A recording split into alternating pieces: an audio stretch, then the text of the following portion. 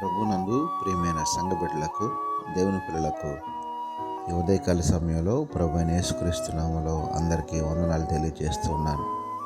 గడిచిన రోజు నుంచి మరి ఒక రోజులోనికి దేవుడు పనులను ప్రవేశపెట్టి ఈ సమయంలో ఆయన స్తుతించుకోవడానికి ఆయన ఇచ్చిన మంచి సమయాన్ని బట్టి దేవునికి మహిమ, ఘనత, ప్రభావములు కలుగును గాక. ఆమేన్. అనుదిన వాక్యాహారం ద్వారా ఈరోజు దేవుడు మనకిస్తున్న వాక్య వాగ్దానం, నా ప్రాణమా యెహోవాను సన్నతించుము, ఆయన చేసిన ఉపకారములలో దేన్ని మరుమకుము అని 103వ కీర్తన 2వ వచనంలో భక్తుని యొక్క ఉద్దేశాన్ని మనం గమనిస్తూ ఉన్నాం. ప్రియమైన దేవుని పిల్లలారా, ఈ మాటను మనం గమనించినట్లయితే దేవుడు మన ఎడల అనేక రీతిలుగా ఎన్నో మేలులు మన ఎడల చేస్తూ ఉంటాడు. మనకు కావలసినటువంటి సమస్తాన్ని ఆయన అనుగ్రహిస్తూ ఉంటారు.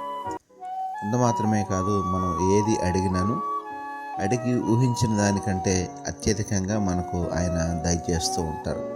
అయితే ఇక్కడ భక్తుని యొక్క హృదయాంతరంగంలో నుండి తను మాట్లాడుతూ ఉన్నాడు. దేవుని దగ్గర నుండి ప్రతి మేలును బట్టి ఎల్లప్పుడూ ఆయనను స్తుతించేవారుగా ఉండండి.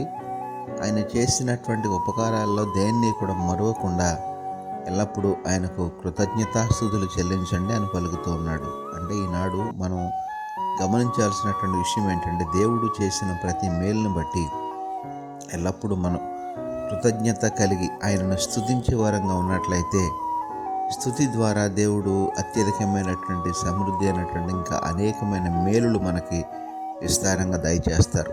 ఆ రీతిగా ఉదయకాల సమయంలో ప్రభు ఇచ్చిన మాటను బట్టి మనము కూడా మన జీవితాల్లో దేవుడు చేసిన మేళ్లను మరువకుండా ఎల్లప్పుడూ దేవునికి కృతజ్ఞత కలిగి హృదయపూర్వకమైనటువంటి స్తుతులను ఎల్లప్పుడూ మనం ఆయనకు చెల్లించేవారం ఉన్నట్లయితే ఖచ్చితంగా ఆత్మీయ జీవితంలో మనం ఎదుగుతాము, ఫలిస్తాము, దేవుని నామానికి మహిమకరంగా జీవిస్తాం.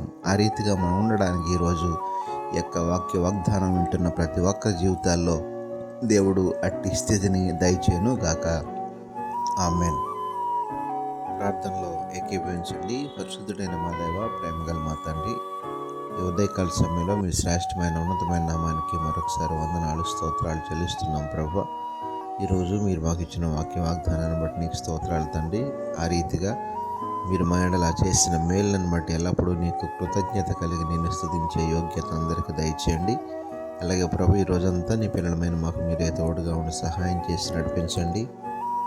ఈరోజు పుట్టినరోజు, పెళ్లి రోజు జరుపుకుంటున్న బిడ్డలు ఎవరైతే ఉన్నారో వారందరినీ పేరు పేరున దీవించి ఆశీర్వదించమని యేసు పరిశుద్ధ నామమున అడిగి వేడుకొనుచున్నాము తండ్రి.